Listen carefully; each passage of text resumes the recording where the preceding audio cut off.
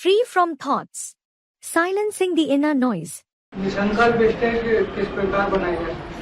Student, how can we attain the stage free from thoughts? Practice से बनाई जाए। Baba, you can attain it through practice. ये दुनिया भस्म होने वाली है। This world is going to be burned to ashes. इन आँखों से जो भी देखते हैं वो सब खलास होने वाला है। Whatever you see through these eyes, they are all going to perish. तो आँखों में कोई समाएगा ही नहीं। Then nobody will be set in your eyes at all. कौन समाएगा? Who will be set in them? एक शिव बाबा ही समाएगा। Only one Shiv Baba will be set in them. आँखों से देखते हैं दुनिया को तो दुनिया याद आती है। When you see the world through the eyes, it comes to the mind. दुनिया याद आती है तो बुद्धि भटक जाती है। When the world comes to the mind, the intellect wanders. याद इसलिए आती है कि दुनिया से वैराग नहीं आया है। It comes to the mind because you haven't developed detachment for it. राग छूटता नहीं है। You are unable to break the attachment.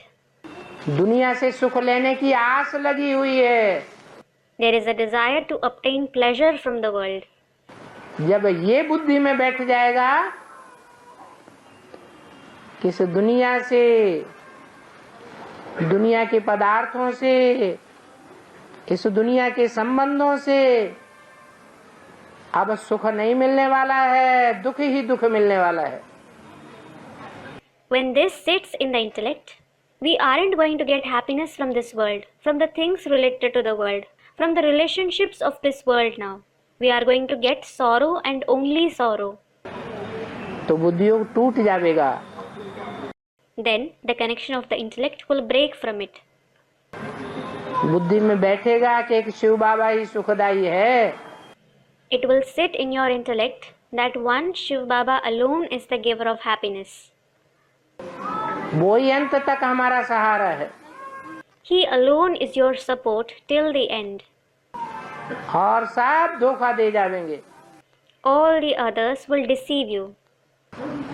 जैसे यज्ञ के आदि में नजारा आया।